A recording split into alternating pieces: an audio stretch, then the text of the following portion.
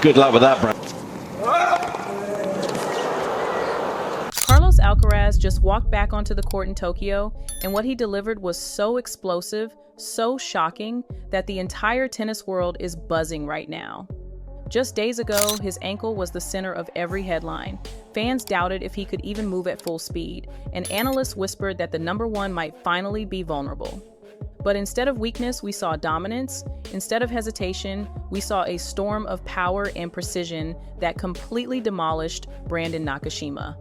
Every forehand, every sprint, every smile looked like a message to his rivals. I'm healthy, I'm unstoppable, and there's nothing you can do about it. But here's the question no one can ignore. Was this a genuine miracle recovery? Or are we watching one of the smartest narratives in modern tennis? A carefully designed strategy to fuel hype, break opponents mentally, and make every single match feel like part of a global spectacle? From the very first rally, it was clear that Carlos Alcaraz wasn't just there to win, he was there to put on a statement performance.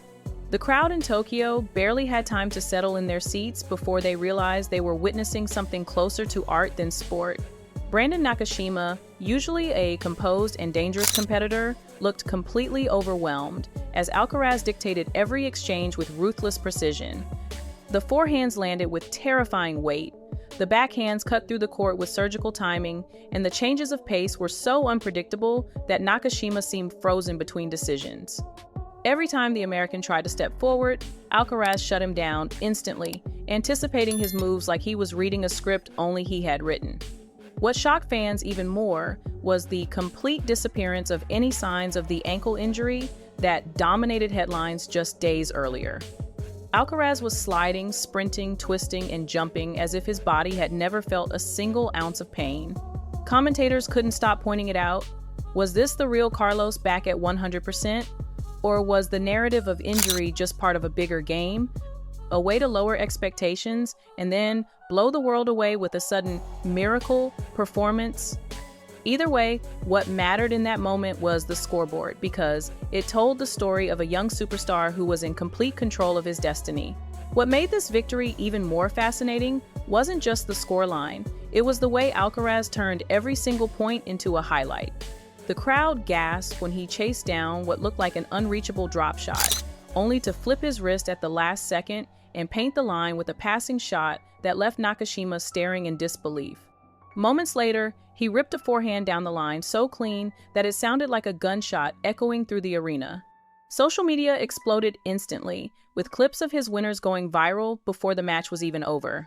But beyond the spectacle, there was an underlying tension because everyone remembered the ankle scare.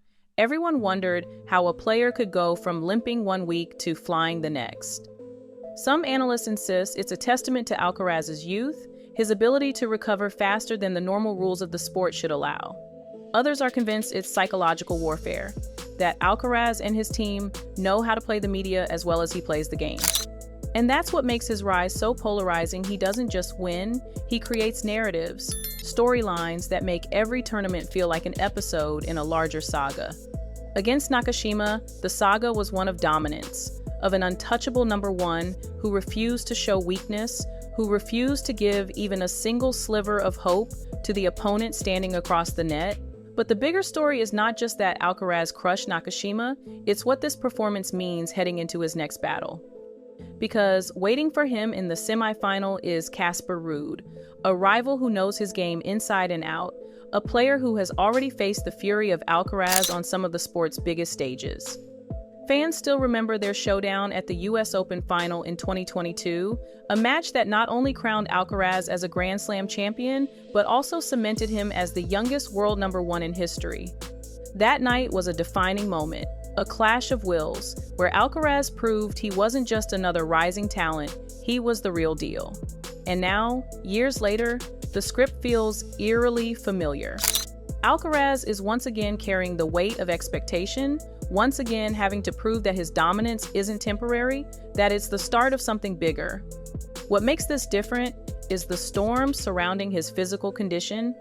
Ruud knows the whispers, he knows the doubts, and he will try to test that ankle at every opportunity, forcing Alcaraz into uncomfortable positions and long rallies designed to expose any hidden weakness. For Alcaraz, that means the pressure isn't just about winning, it's about convincing the world that he is indestructible, that his body and mind are equally untouchable. Every swing of his racket in Tokyo feels like it carries more than a point.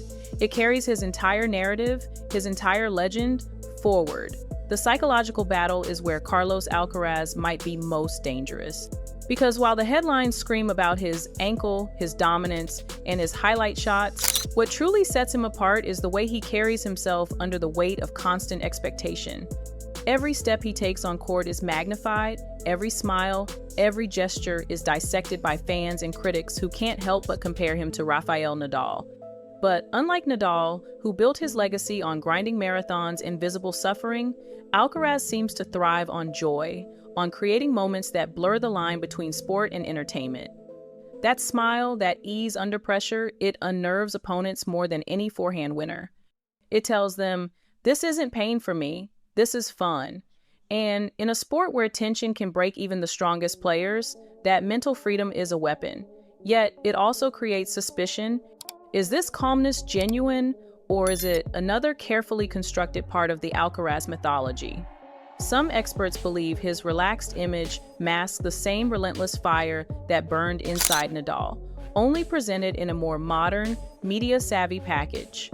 Others warn that the constant pressure to be spectacular could become his downfall, because when every match is expected to produce viral clips and jaw-dropping moments, the cost of one off day becomes enormous.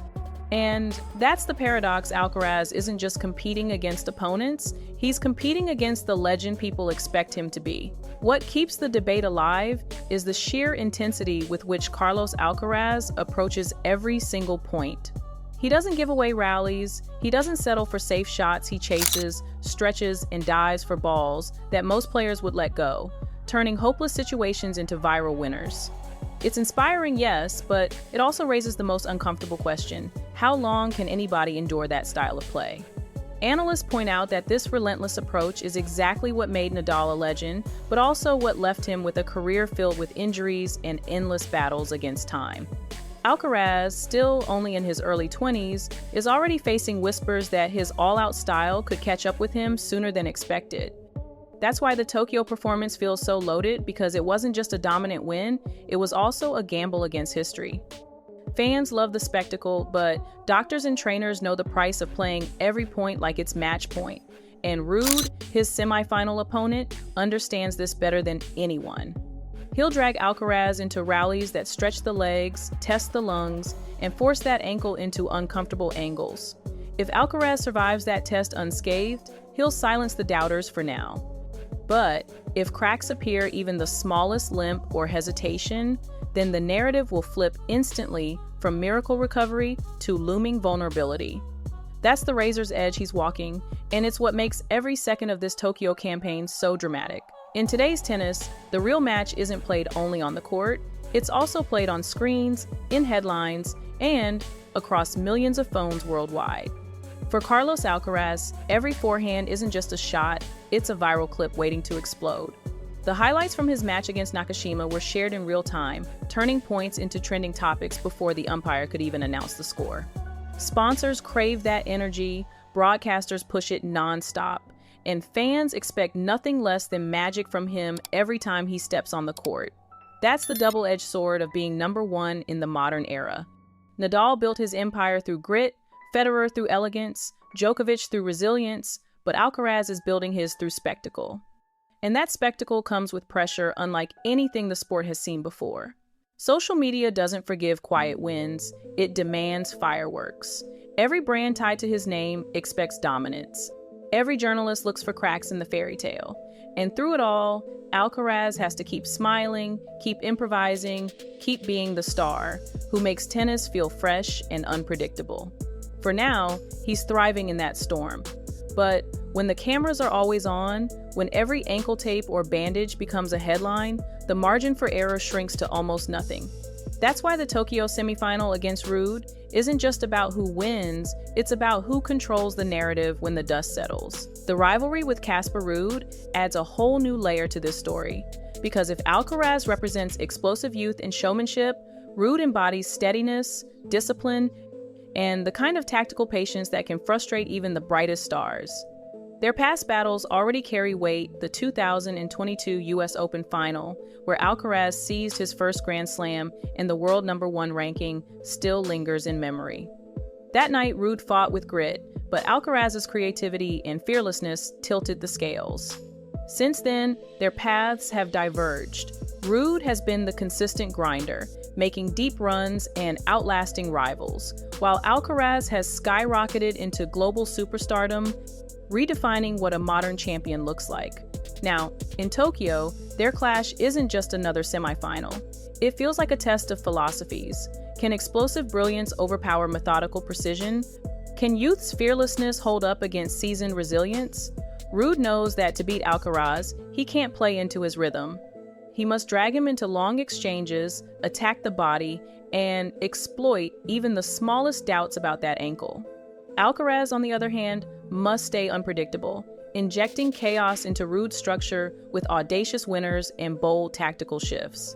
That's why this match is more than a semifinal. It's a symbolic battle between two versions of tennis, where every point is a referendum on whose approach defines the future of the sport.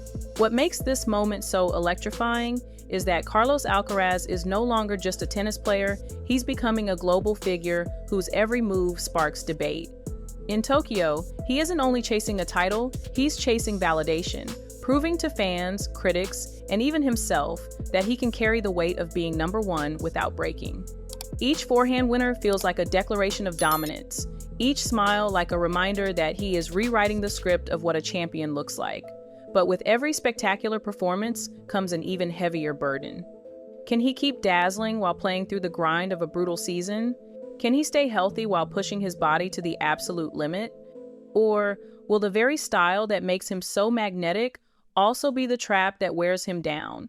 These questions hover over every match, and that's what makes the semifinal against Ruud so gripping. It's not just about tactics or rankings, it's about whether Alcaraz can sustain the legend he's building. Tennis icons are remembered not only for titles, but for how they shaped eras. And Alcaraz is standing at that crossroads right now. If he dominates Ruud the way he destroyed Nakashima, the narrative of invincible Alcaraz will only grow stronger. But if cracks begin to show, even slightly, then doubts will return louder than ever. That's the razor's edge of greatness, and it's why every second of this tournament feels like history in motion. So now, everything comes down to this. Carlos Alcaraz, the smiling assassin who just tore through Brandon Nakashima like a force of nature, stepping into yet another defining showdown with Casper Ruud. It's more than a semifinal, it's more than a match, it's the stage where questions that have been circling for weeks will finally collide with reality. Is Alcaraz truly unstoppable, or is his dominance a fragile illusion held together by youth, adrenaline, and careful storytelling?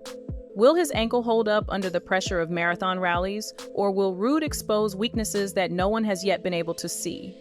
Fans around the world are holding their breath, because this isn't just about who advances in Tokyo, it's about the future of the sport itself. Alcaraz carries the weight of expectation, of sponsors, of history, and of millions who believe he is the next great icon. But history isn't handed out, it's earned under the brightest lights, when everything is on the line. If Alcaraz triumphs here, he pushes closer to building an era that could rival Nadal's, Federer's, even Djokovic's. But if he falters, the conversation changes instantly.